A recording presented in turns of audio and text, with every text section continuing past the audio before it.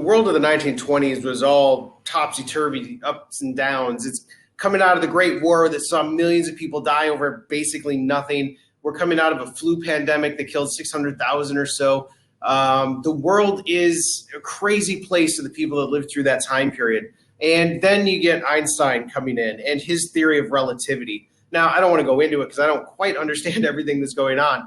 But in Einstein's theory of relativity, what he argues is that there's not really one truth, that they're depending on different factors, everything is relative to each other. So this is going to have a big implication for the time period.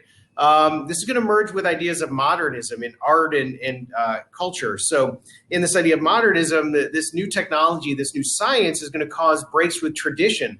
We can see this in, say, something like we're going to talk later with the Scopes trial, where there's going to be a break between scientific innovation and traditional fundamentalist religion. All of this is causing people to kind of become unmoored, unhinged.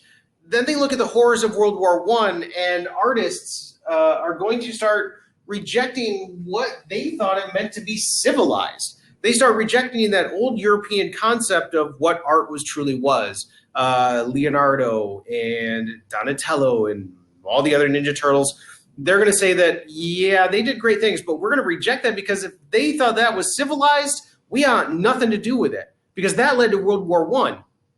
They also start questioning things. When you merge that with Einstein's theory that there is no one truth, they start asking, well, does God exist?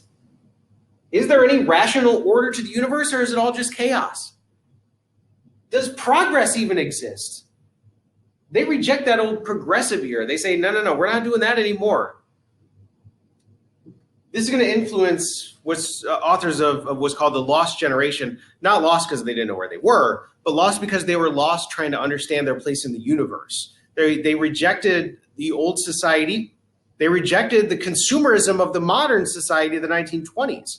People like F. Scott Fitzgerald and Ernest Hemingway, they're going to be searching for some new purpose in the world. They don't find it in consumerism, and they don't find it in the past.